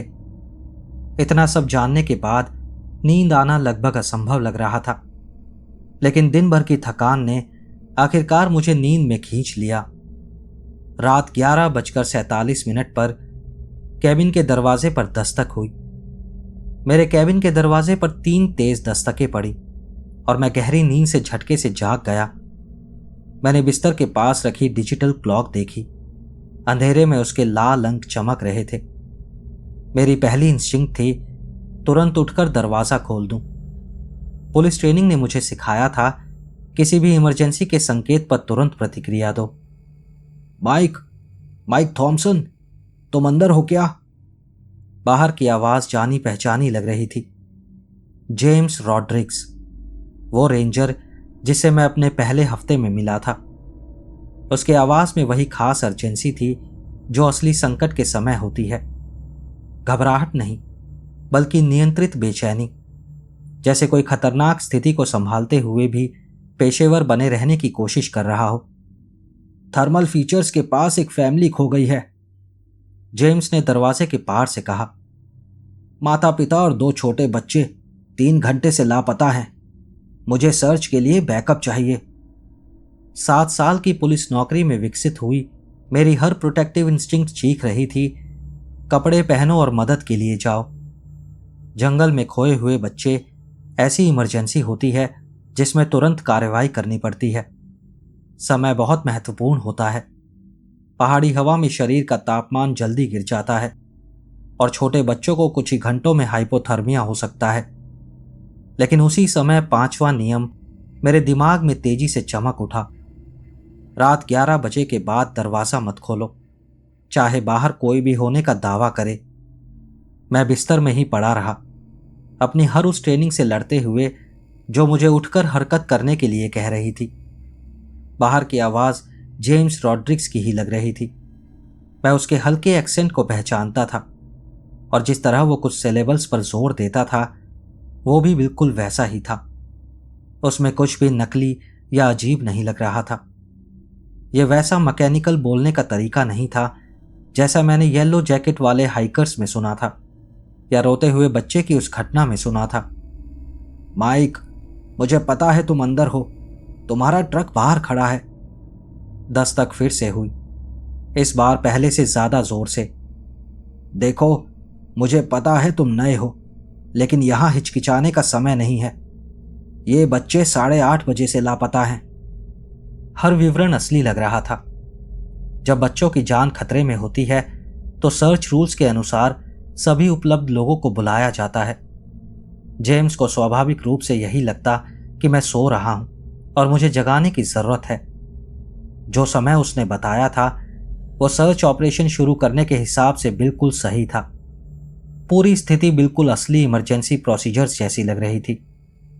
मैंने अपना चेहरा तकिए में दबा लिया और खुद को मजबूर किया कि सारा की इंसिडेंट रिपोर्ट्स याद करूं। यहाँ की चीजें लोगों की नकल करना सीख चुकी थी, रिश्तों और प्रोसीजर्स की ऐसी जानकारी के साथ जो उन्हें पता ही नहीं होनी चाहिए थी। सारा का सामना एक ऐसी चीज से हुआ था जिसने उसके गायब पार्टनर का चेहरा और यूनिफॉर्म पहन रखा था और इतनी सटीकता से बोल रही थी कि महीनों साथ काम करने वाला इंसान भी धोखा खा जाए। बच्चों के माता पिता बुरी तरह घबराए हुए हैं। आवाज बाहर से आना जारी रही। एक छोटी लड़की, शायद 6 साल की, और एक लड़का जो 4 साल से ज्यादा नहीं होगा। जब माता पिता डिनर तैयार कर रहे थे तब वो कैंपसाइट से दूर चले गए। हम थर्मल इमेजिंग मंगवा रहे हैं, लेकिन तुम्हें पता है बाहर हालात कितनी जल्दी बदल जाते हैं। लगातार 20 मिनट तक दरवाजे पर दस्तक चलती रही और आवाज और ज्यादा बेचैन होती गई। वो सर्च ग्रिड के बारे में खास जानकारी दे रहा था, दूसरे रेंजर्स के नाम ले रहा था और उस फैमिली के कैंपसाइट की ऐसी सटीक जानकारी बता रहा था जैसे उसने खुद देखा हो। अगर ये नकल थी तो बिल्कुल परफेक्ट थी। लेकिन मैं बिस्तर से नहीं उठा। करीब रात 12:15 के आसपास कुछ बदल गया। 20 मिनट से आवाज बिल्कुल एक जैसी थी, लेकिन अचानक उसका पिच थोड़ा ऊंचा हो गया। बहुत ज्यादा नहीं, बस इतना कि मेरे कान को फर्क महसूस हो गया, जैसे कोई रेडियो फ्रिक्वेंसी एडजस्ट करते समय सही जगह से थोड़ा आगे निकल जाए। माइक, तुम्हें क्या हो गया है? ये शब्द जरूरत से ज्यादा तेज और ऊंचे लग रहे थे। वहां बच्चे हैं जिन्हें मदद चाहिए। कुछ मिनट बाद पिच बहुत नीचे गिर गई और आवाज ऐसी गूंज में बदल गई जो किसी इंसान के गले से स्वाभाविक रूप से नहीं निकल सकती। एक्सेंट पूरी तरह गायब हो गया। उसकी जगह बहुत सावधानी से बोले गए शब्द आ गए, जैसे कोई स्क्रिप्ट को फोनेटिक तरीके से पढ़ रहा हो। तुरंत ये दरवाजा खोलो, तुम्हें इमरजेंसी सिचुएशंस में सहायता करना अनिवार्य है। दस्तक भी बदल गई। जो शुरुआत में सामान्य इंसानी नोक थी, वो अब मैकेनिकल और अंतहीन हो गई थी। हर 2 सेकंड में एक जैसा जोरदार प्रहार होता, जो पूरे कैबिन के ढांचे को हिला रहा था और जिसमें कोई इंसानी अस्थिरता नहीं थी। न समय में बदलाव, न ताकत में। बस हर 2 सेकंड में वही एक जैसा वार होता। मैंने तकिया अपने सर पर रख लिया, लेकिन आवाज फिर भी सुनाई दे रही थी। बाहर जो भी था, वो दरवाजे पर इतनी ताकत से मार रहा था कि खिड़कियां कांप रही थी, और वो बिल्कुल एक ही रिदम में ऐसा कर रहा था, बिना थके, बिना रुके। कोई इंसान 20 मिनट तक इतनी ताकत से लगातार एक जैसी चोट नहीं कर सकता। आवाज और भी बिगड़ती गई, कभी बच्चे जैसी पतली, कभी ऐसी गहरी जैसे किसी बहुत बड़े सीने वाले जीव से आ रही हो। लेकिन फिर भी वो जेम्स रॉड्रिग्स का बोलने का तरीका, उसकी वोकैबुलरी और सर्च प्रोसीजर्स की जानकारी इस्तेमाल करता रहा। ठीक आधी रात को सब कुछ रुक गया। दस्तक बीच में ही रुक गई। आवाज भी हेलीकॉप्टर सपोर्ट के बारे में बोलते बोलते अचानक बंद हो गई। इसके बाद ऐसी खामोशी छा गई कि मुझे अपनी धड़कन सुनाई देने लगी। मैंने 1 और घंटा इंतजार किया और फिर उठकर खिड़कियां देखी। बाहर कुछ भी नहीं हिल रहा था। मेरे कैबिन के आसपास मिट्टी में कोई निशान नहीं थे। ऐसा कोई संकेत नहीं था कि वहां कोई आया भी था। यहां तक कि दरवाजे के सामने की जमीन भी बिल्कुल वैसी ही थी। वहां कोई पैरों के निशान नहीं थे, जबकि 20 मिनट तक जोरदार प्रहार से मेरी दीवारें हिलती रही थी। अगली सुबह मैंने रेंजर स्टेशन से जेम्स रॉड्रिग्स को फोन किया। उसने दूसरी रिंग पर फोन उठाया। आवाज थोड़ी नींद भरी थी, लेकिन सतर्क थी। माइक, सब ठीक है? हाँ, बस एक बात कंफर्म कर रहा था। क्या तुम कल रात देर तक काम कर रहे थे? कोई सर्च एंड रेस्क्यू ऑपरेशन था? नहीं, मैं तो पूरी शाम घर पर था। अपनी गर्लफ्रेंड के साथ डिनर किया और मूवी देखी। क्यों, क्या हुआ? मुझे लगा रेडियो पर किसी खोई हुई फैमिली के बारे में सुना। शायद किसी दूसरे डिस्ट्रिक्ट का मामला होगा। मुझे तो नहीं पता। अगर कुछ बड़ा होता तो मुझे भी बुलाया जाता। जेम्स थोड़ी देर रुका, शायद सोच रहा था कि मैं ये सब क्यों पूछ रहा हूं। तुम ठीक हो ना? तुम थके हुए लग रहे हो। हाँ, काफी लंबी रात थी। पूछने के लिए शुक्रिया। मैंने उसके और सवाल पूछने से पहले ही फोन रख दिया। जेम्स एक अलग टाउन में रहता था, लगभग 40 मील दूर। इतना दूर कि अगर सच में इमरजेंसी होती तो भी वो मुझे लेने मेरे कैबिन तक नहीं आता। सर्च कोऑर्डिनेशन हमेशा मेन स्टेशन से रेडियो कांटेक्ट और ऑफिशियल प्रोटोकॉल्स के जरिए होता। जो भी चीज कल रात मेरे कैबिन के बाहर थी, उसे जेम्स के बारे में इतना पता था कि वो उसकी आवाज और तरीके की बिल्कुल सही नकल कर सके। लेकिन उसे यह समझ नहीं थी कि असल में रेंजर्स इमरजेंसीज में कैसे काम करते हैं। उसने एक ऐसा सिनेरियो बनाया था जो सुनने में सही लगता था, लेकिन थोड़ा ध्यान दो तो पकड़ में आ सकता है। मैंने पूरी सुबह सारा की बाकी पर्सनल चीजों को देखने में बिताई। वो चीजें जो उसके जाने के बाद स्टेशन के बैक ऑफिस में बॉक्स में रख दी गई थी। ज्यादातर सामान रेंजर गियर और एडमिनिस्ट्रेटिव पेपर वर्क था। लेकिन येलोस्टोन जूलॉजी की एक फील्ड गाइड के अंदर मुझे कुछ मिला, जो शायद उसकी आखिरी रिपोर्ट थी। उसकी लिखावट बाकी नोट से ज्यादा कांपती हुई थी, जैसे जल्दी में या भावनात्मक तनाव में लिखी गई हो। मैंने नियम तोड़ दिए। मैं रोते हुए बच्चे की आवाज के पीछे चली गई।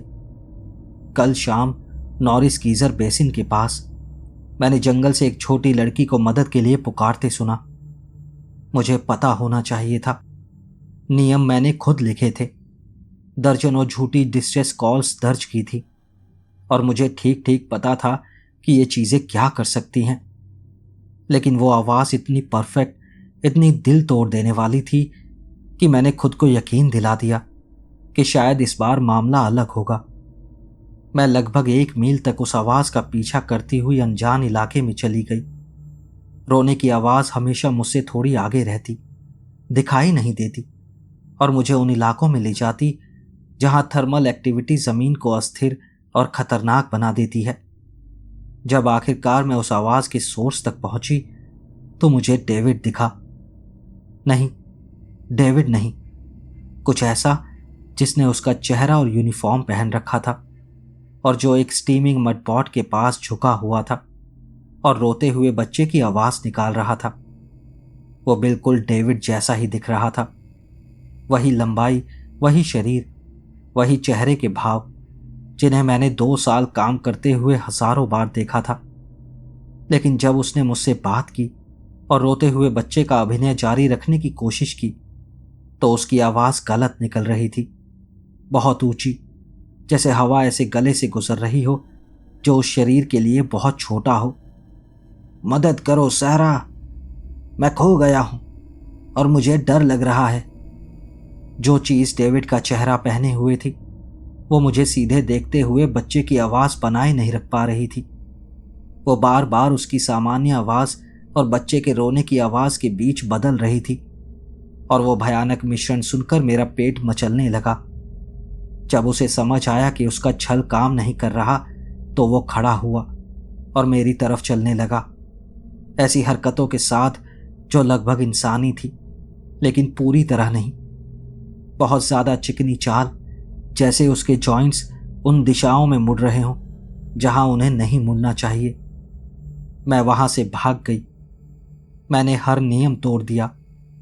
अचानक हरकत ना करने वाला नियम, डर ना दिखाने वाला नियम और पीठ ना दिखाने वाला नियम। मैं थर्मल फील्ड्स के बीच से भागी, हर पल ये उम्मीद करते हुए कि किसी भी क्षण अमानवीय हाथ मेरी पीठ पकड़ लेंगे या किसी ऐसी चीज से डेविड की आवाज सुनाई देगी जो कभी इंसान थी ही नहीं। मैं किसी तरह अपने ट्रक तक पहुंच गई, लेकिन मुझे महसूस हो रहा था कि वो दूरी बनाकर मेरा पीछा कर रहा है। वो मेरी गति जांच रहा था, मेरी सहन शक्ति जांच रहा था, सीख रहा था कि इंसान डरने पर कैसे भागते हैं। उसने मुझे पकड़ने की कोशिश नहीं की, वो मुझे अध्ययन कर रहा था। मैं अब यहां नहीं रह सकती। मैं डेविड की डेस्क, उसका इक्विपमेंट, उसके ड्यूटी असाइनमेंट्स नहीं देख सकती, ये जानते हुए कि कहीं बाहर कोई चीज उसका चेहरा पहने हुए है और भी ज्यादा भरोसेमंद बनने की कोशिश कर रही है। अगला रेंजर जो उस चीज को देखेगा शायद तब तक नहीं समझेगा कि वो क्या है जब तक बहुत देर ना हो जाए। नियम काम करते हैं। उन्होंने मुझे जिंदा रखा, तब भी जब मैं इतनी मूर्ख थी कि उन्हें तोड़ दिया। उन्हें बिल्कुल वैसे ही मानना और मेरी गलती मत दोहराना। खुद को ये मत समझाना कि इस बार मामला अलग होगा, क्योंकि कभी नहीं होगा। मैंने सारा का ये विवरण 3 बार पढ़ा। अंत तक मेरे हाथ हल्के हल्के कांप रहे थे। उसने नौकरी सिर्फ इसलिए नहीं छोड़ी थी क्योंकि उसका पार्टनर गायब हो गया था, बल्कि इसलिए भी क्योंकि उसने उसे गायब होने के बाद देखा था। वो चीजें बस किसी भी इंसान की नकल नहीं कर रही थी, वो खास लोगों का रूप ले रही थी, उनके हाव भाव और रिश्तों को सीख रही थी और भी खतरनाक शिकारी बनती जा रही थी। कल रात मेरे कैबिन के बाहर जो चीज थी वो जेम्स रॉड्रिक्स की आवाज का इस्तेमाल कर रही थी, उसकी जानकारी और बोलने के तरीके का, ताकि एक सच्चा इमरजेंसी सिनेरियो बना सके। अगर मैंने वो दरवाजा खोल दिया होता तो सामने कुछ ऐसा होता जो मेरे भरोसेमंद सहकर्मी जैसा दिखता और बोलता, जब तक कि वो अपनी असली शक्ल नहीं दिखाता। सारा ने मुझे सिर्फ जिंदा रहने के नियम नहीं दिए थे, उसने मुझे यह भी दिखाया था कि उन्हें तोड़ने की कीमत क्या होती है। उसकी आखिरी रिपोर्ट सिर्फ डॉक्यूमेंटेशन नहीं थी, वो एक चेतावनी थी उस साइकोलॉजिकल वॉरफेयर के बारे में जो ये चीजें करती थी, हमारे रिश्तों और भरोसे को हमारे खिलाफ हथियार बनाती थी। मैंने सारा की आखिरी रिपोर्ट मोड़ी और उसे बाकी डॉक्यूमेंट्स के साथ रख दिया। कल रात मैं फिर पेट्रोल पर जाऊंगा और देर सबेर कोई चीज फिर से मेरी परीक्षा लेगी। लेकिन अब मुझे समझ आ गया था कि मैं असल में खुद को किससे बचा रहा हूं। ये नियम सिर्फ जिंदा रहने के बारे में नहीं थे, ये नियम इस बारे में भी थे कि कैसे होश में रहो, जब तुम्हारे चारों तरफ ऐसे शिकारी हों जो प्यार और वफादारी को घातक कमजोरी बना सकते हैं। येलोस्टोन रेंजर की अपनी नई जिंदगी के 7वें दिन तक मुझे लगने लगा था कि मैं इन सुपरनेचुरल घटनाओं की लय समझने लगा हूं।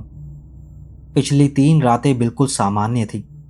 सामान्य पेट्रोल्स, कैंपर्स से सामान्य बातचीत, रेडियो चेक इन्स जिनमें असली रेंजर थे, और जंगली जानवरों का व्यवहार जो समझ में आता था। मैं लगभग खुद को यकीन दिला चुका था कि जो भी इन चीजों को नियंत्रित करता है वो किसी तरह के शेड्यूल पर काम करता है और घटनाओं के बीच इंसानों को थोड़ा आराम देता है। लेकिन मेरी 7वीं रात को यह धारणा पूरी तरह टूट गई।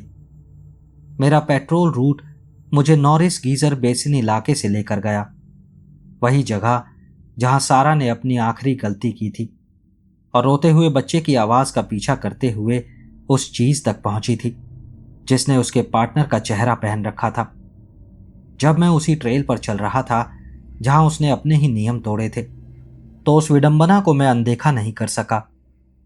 रात 9:23 पर जंगल अचानक शांत हो गया।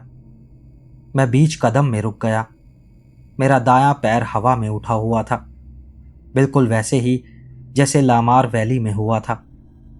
लेकिन ये खामोशी अलग थी। कीड़ों की आवाज, पेड़ों की हल्की हलचल और दूर की थर्मल एक्टिविटी की आवाज सब गायब हो गई, इतनी पूरी तरह कि मुझे अपनी सांसें सुनाई देने लगी और हर धड़कन के साथ यूनिफॉर्म के कपड़े की सरसराहट भी गायब हो गई। और फिर मैंने उसे देखा। पीली आकृति 2 पाइन के पेड़ों के बीच खड़ी थी, मेरे बाईं ओर लगभग 40 यार्ड दूर, बिल्कुल वहां जहां मेरी पेरिफेरल विजन उसकी रूपरेखा पकड़ सकती थी। लंबी और गलत अनुपात वाली, जैसे किसी ने इंसानी शरीर को खींच दिया हो, बिना ये समझे कि शरीर असल में कैसे काम करता है। लेकिन इस बार वो स्थिर नहीं रही। मैंने अपनी नजर सीधे सामने रखी और आंखों के कोने से देखा कि वो आकृति हिलने लगी। वो चल नहीं रही थी, बल्कि पेड़ों के बीच ऐसे फिसल रही थी जैसे जमीन की ऊबड़ खाबड़ सतह और झाड़ियों का उस पर कोई असर ही ना हो। वो मेरे चारों तरफ घूम रही थी, बिल्कुल इतनी दूरी पर कि मैं बिना सीधे देखे उसकी हलचल महसूस कर सकूं। जमे हुए खड़े रहने से मेरी टांगों की मांसपेशियां जलने लगी, लेकिन मैंने ना वजन बदला, ना पैर नीचे रखा। उस आकृति ने मेरे चारों तरफ एक पूरा चक्कर लगाया, फिर दूसरा, ऐसे धैर्य के साथ जैसे उसके पास दुनिया भर का समय हो। हर चक्कर के साथ वो थोड़ा और करीब आती, जैसे ये जांच रही हो कि नियमों का पालन करते हुए वो कितनी करीब आ सकती है। जो मुझे घंटों जैसा लगा, लेकिन शायद सिर्फ 15 मिनट थे। उसके बाद जंगल की आवाजें अचानक लौट आईं, जैसे किसी ने दुनिया को अनम्यूट कर दिया हो। पक्षी शाखाओं से पुकारने लगे, कीड़े फिर से आवाज करने लगे और दूर थर्मल फीचर्स की बबलिंग आवाज हवा में भर गई। मैंने अपना पैर जमीन पर रखा और लगभग लड़खड़ा गया, क्योंकि खून फिर से उन मांसपेशियों में दौड़ने लगा जो इतने समय से जमी हुई थी। वो पीली आकृति गायब थी। मैं कांपते हाथों के साथ पेट्रोल जारी रखता रहा और समझने की कोशिश करता रहा कि अभी क्या हुआ। इस बार उस चीज ने कुछ मिनट में हार नहीं मानी थी।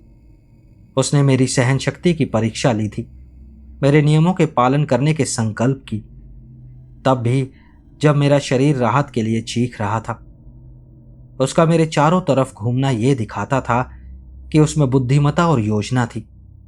यह कोई बेतरतीब सुपरनेचुरल घटना नहीं थी, बल्कि सोच समझकर किया गया साइकोलॉजिकल वॉरफेयर था। 20 मिनट बाद मैंने उन्हें पोर्सिलेन बेसिन ओवरलुक के पास देखा। 4 आकृतियां चमकीले पीले रेन जैकेट्स पहने हुए थीं और एक पाक इंफॉर्मेशन साइन के चारों तरफ बिल्कुल चौकोर फॉर्मेशन में खड़ी थी।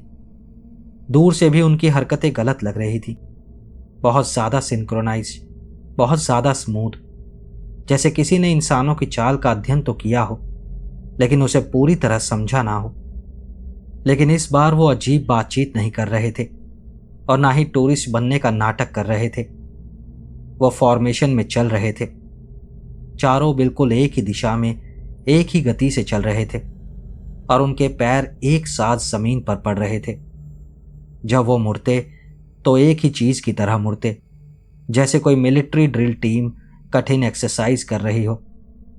लेकिन उनकी चाल गलत थी। कदम बहुत लंबे थे, जोड़ ऐसे कोणों पर मुड़ रहे थे जिन्हें इंसानी शरीर सह नहीं सकता, और हर कदम जमीन पर बिल्कुल एक ही समय और ताकत से पड़ रहा था।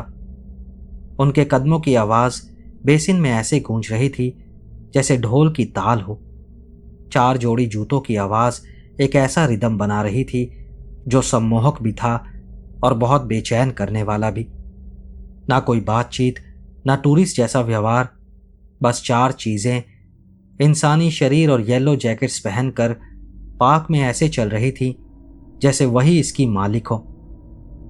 मैंने अपना रेडियो उठाया और एक और फेक प्रायोरिटी चेक किया और धीरे धीरे उस इलाके से पीछे हटने लगा, जितना जल्दी हो सके, लेकिन बिना दौड़े। नियम कहता था कि बहाना बनाओ और जल्दी निकल जाओ, लेकिन यह भी चेतावनी देता था कि अचानक हुई हरकतें पीछा शुरू करवा सकती हैं। मुझे अपनी गति और सामान्य दिखने के बीच संतुलन रखना था, यह उम्मीद करते हुए कि ये चीजें तय करें कि मैं उनके ध्यान के लायक नहीं हूं।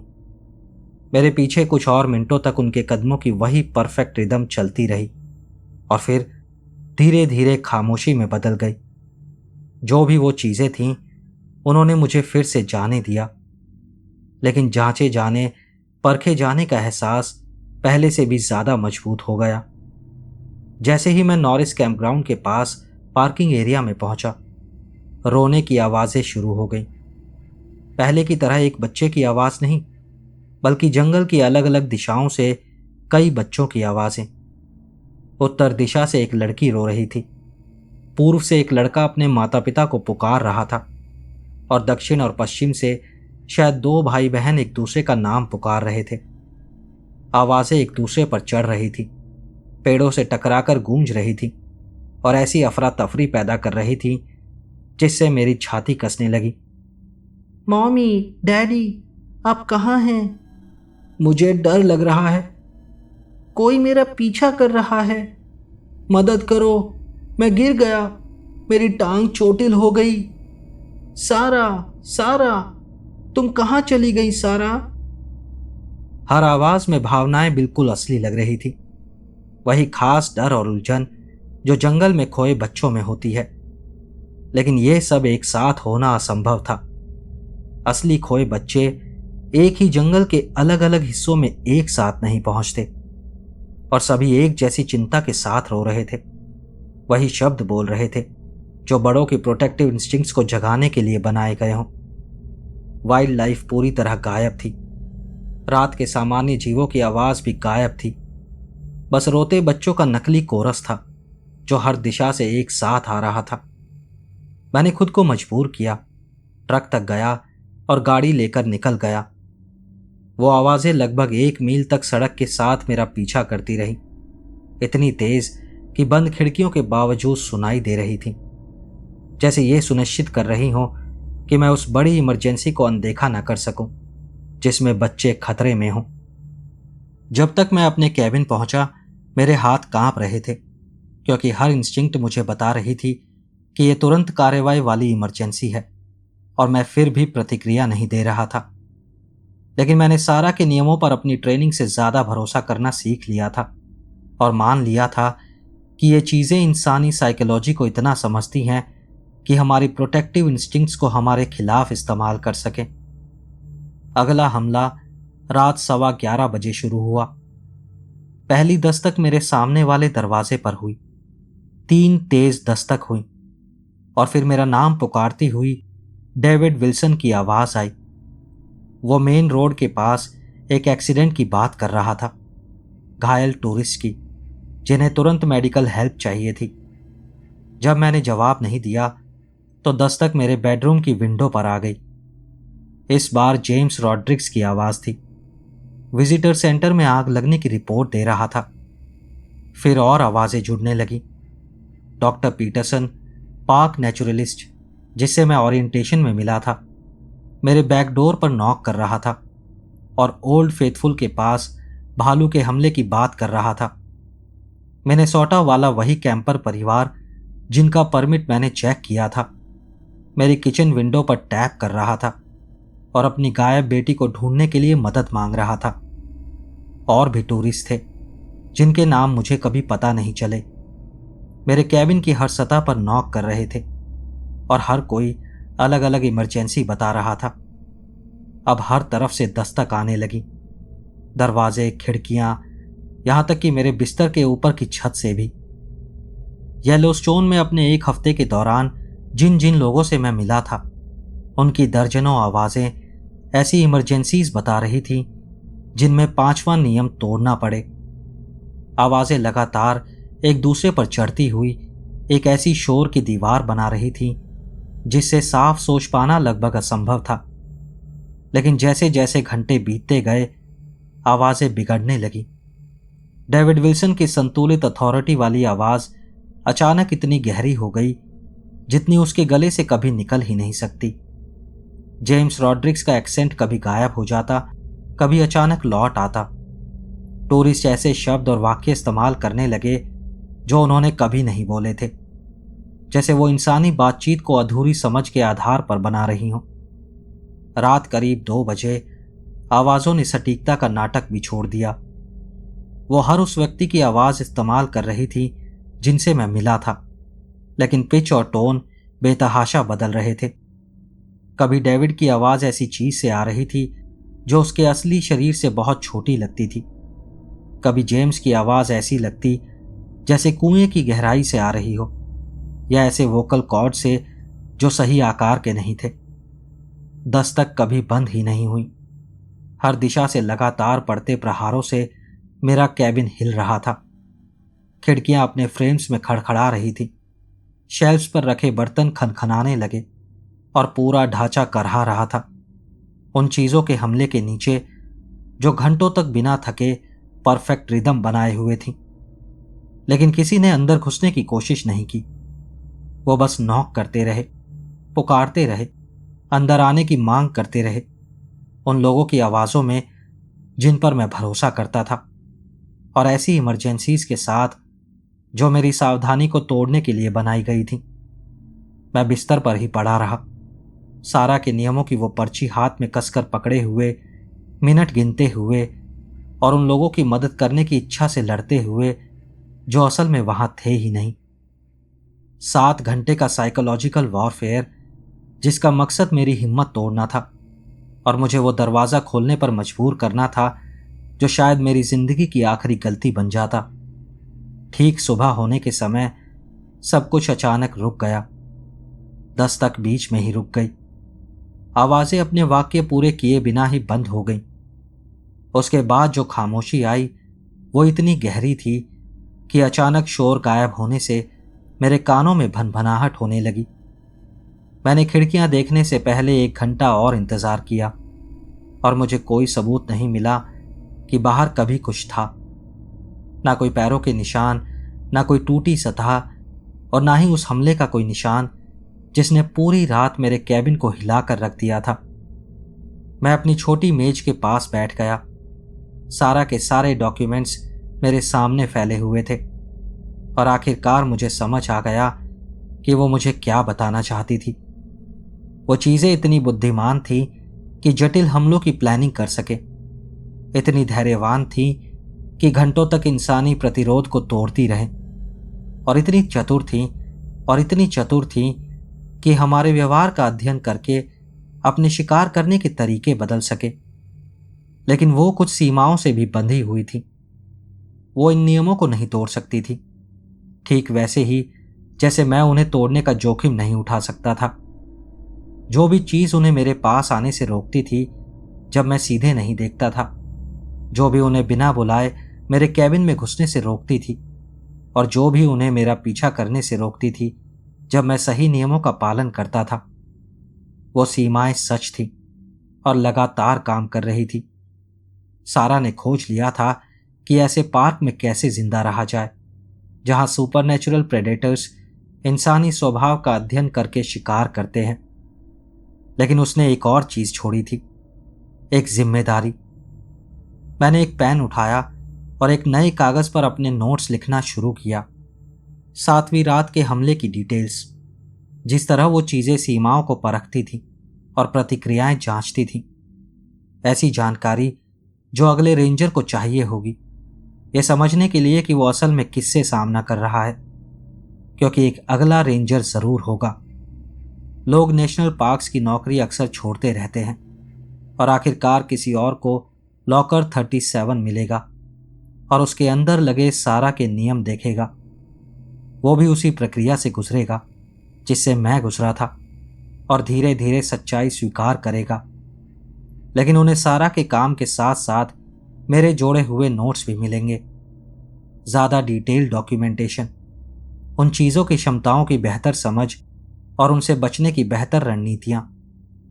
मैंने उस पीली आकृति के बारे में सोचा जो अंधेरे में मेरे चारों ओर घूम रही थी। येलो जैकेट पहने हाइकर्स जो अमानवीय सटीकता से चल रहे थे, रोते हुए बच्चे जिनसे वाइल्ड लाइफ भाग जाती थी, और भरोसेमंद साथियों की आवाज़ें जो मेरे कैबिन में आने की मांग कर रही थी। ये सब बेतरतीब सुपरनैचुरल घटनाएं नहीं थी, ये उस बुद्धिमत्ता का सबूत थी जो इंसानी व्यवहार का अध्ययन करती हैं और अपने इलाके या जिस चीज़ की वो रक्षा कर रही हैं उसके लिए खतरे कम करने के लिए उस ज्ञान का इस्तेमाल करती हैं। मैंने पूरी सुबह सारा के डॉक्यूमेंट्स में अपने नोट्स जोड़ते हुए बिताई और नियमों को बेहतर बनाया, उन सीमाओं और तरीकों के आधार पर जो मैंने चीज़ों के बारे में सीखे थे। 5वें नियम को और विस्तार की ज़रूरत थी। वो हर उस आवाज़ का इस्तेमाल करेंगे जिसे आप पहचानते हैं, सिर्फ रेंजर्स या अधिकारियों की नहीं। दूसरे नियम में समय की अवधि के बारे में क्लैरिटी चाहिए थी। जब वो आप पर नज़र रखते हैं तो खामोशी बहुत ज़्यादा देर तक रह सकती है। दोपहर तक मैंने एक पूरी गाइड तैयार कर ली जो सारा की नींव पर आधारित थी, लेकिन उसमें एस्केलेशन पैटर्न्स और साइकोलॉजिकल वॉरफेयर टैक्टिक्स के महत्वपूर्ण विवरण भी थे। अगला रेंजर इन चीज़ों का सामना अंधे या अनजान होकर नहीं करेगा। उसे सारा के दुखद अनुभव और उसके तरीकों को अपनाकर मेरी सफलता दोनों का लाभ मिलेगा। उस शाम मैंने पार्क एडमिनिस्ट्रेशन से संपर्क किया और नाइट पेट्रोल डिवीजन में परमानेंट ट्रांसफ़र की रिक्वेस्ट भेज दी। जब उन्होंने पूछा कि मैं रात की ड्यूटी ही क्यों चाहता हूं, तो मैंने कहा कि ये काम मेरे बैकग्राउंड और मेरे स्वभाव के अनुकूल है। मैंने असली कारण नहीं बताया कि किसी को सुपरनैचुरल खतरों और उन मासूम विजिटर्स के बीच खड़ा होना पड़ेगा जो येलोस्टोन सिर्फ सामान्य जंगल के खतरों की उम्मीद लेकर आते हैं। 7 रातों ने मुझे सिखा दिया था कि ये चीज़ें हर उस इंसान को परखने के लिए पूरी तरह प्रतिबद्ध हैं जो उनके अस्तित्व को समझने लगता है। लेकिन वो उतने ही कठोर नियमों से बंधी थी जितने नियम सारा मेरे लिए छोड़ गई थी। वो इंसानी रूप और व्यवहार की नकल कर सकती थी, लेकिन बिना निमंत्रण या सीधे संपर्क के कुछ सीमाएं नहीं तोड़ सकती थी। मैं उन सीमाओं के भीतर काम कर सकता था। मैं नियमों का सटीक पालन करते हुए सब कुछ दर्ज कर सकता था और धीरे धीरे समझ सकता था कि ये चीज़ें क्या हैं और कैसे काम करती हैं। शायद मैं कभी उन्हें रोकने का तरीका न ढूंढ पाऊं, लेकिन मैं उन लोगों को ज़रूर बचा सकता हूं जो मेरे बाद आएंगे। वो चीज़ें जितना चाहे परख सकती थी, शिकार कर सकती थी और नकल कर सकती थी, लेकिन जब तक कोई नियमों का पालन करता रहेगा और डॉक्यूमेंटेशन को बढ़ाता रहेगा, उनका फ़ायदा धीरे धीरे कम होता जाएगा। दोस्तों, अगर आपको ये कहानी अच्छी लगी हो तो प्लीज़ इस वीडियो को लाइक और हाइप करना मत भूलना, और अगर अभी तक आपने चैनल सब्सक्राइब नहीं किया है तो चैनल भी सब्सक्राइब कर लेना ताकि आपसे ऐसी कहानियाँ मिस ना हो। मिलते हैं अगली वीडियो में ऐसी ही और कहानियों के साथ। नमस्कार।